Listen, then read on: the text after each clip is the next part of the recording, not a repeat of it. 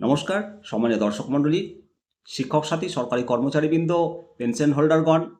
4 মাসের দীর্ঘ প্রতীক্ষার পর অবশেষে অপেক্ষার অবসান। ডিএ মামলার চূড়ান্ত রায় ঘোষণা করতে চলেছে মাননীয় সুপ্রিম কোর্ট আগামীকাল সুপ্রিম কোর্টের 11 নম্বর এজলাসে মহার্ঘ ভাতা মামলার রায় প্রকাশ করবে মাননীয় সুপ্রিম কোর্ট। কেন্দ্রীয় হারে ডিএ পাওয়ার দাবিতে যে লড়াই শুরু হয়েছে, সেই লড়াইয়ের অবসান হতে চলেছে। লক্ষ লক্ষ রাজ্য সরকারি কর্মচারী, শিক্ষক শিক্ষিকা, পেনশন হোল্ডারগণ সবাই আমরা অপেক্ষার প্রহর গুনছিলাম। আর্থিক সংকটের যুক্তি বনাম কর্মীদের অধিকার, এই দ্বন্দ্বে কোন পথে হাঁটে শীর্ষ আদালত, সেটাই এখন সবচেয়ে বড় প্রশ্ন। চলতি বছরের 8ই সেপ্টেম্বর ডিএ মামলার চূড়ান্ত শুনানি শেষ হয়েছিল।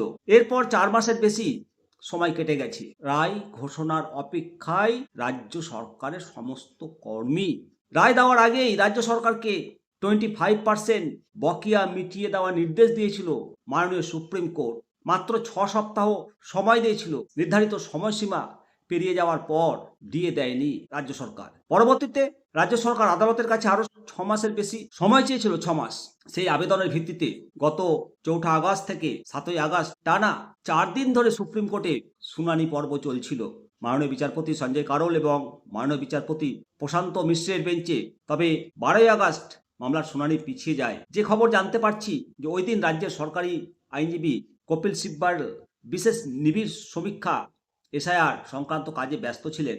এরপর একাধিকবার শুনানি পিছিয়ে যাওয়ায় চূড়ান্ত রায় আরও বিলম্বিত হয়। এই ডিএ মামলা শুরু হয়েছিল রাজ্য সরকারের কর্মীদের এআইসিপিআই হারে মহার্ঘ ভাতা দেওয়ার দাবিতে। বিষয়টি প্রথমে স্টেট অ্যাডমিনিস্ট্রেটিভ ট্রাইব্যুনালে ওঠে, স্যাট থেকে কলকাতা হাইকোর্টে শেষ পর্যন্ত মামলা নিষ্পত্তি, তারপর সুপ্রিম কোর্টে।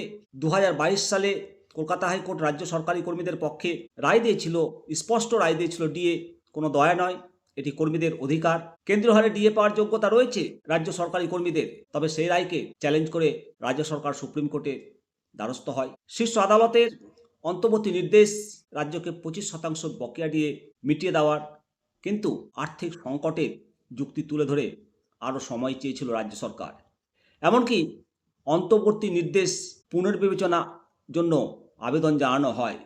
এখন আগামীকাল মহার্ঘ ভাতার যে রায় প্রকাশ হতে চলেছে, এতে কর্মীদের সেই দীর্ঘদিনের দাবি, দীর্ঘদিনের প্রত্যাশা কতটা পূরণ হয়, রাজ্য সরকারি কর্মী শিক্ষকদের ভাগ্যে কি লিখন রয়েছে, সেটা আগামীকাল পরিষ্কার হবে। সমস্ত আপডেট নিয়ে পরবর্তীতে আসবো। অবশ্যই আপনারা মতামত জানাবেন। ভালো থাকবেন। জয় হিন্দ, জয় ভারত।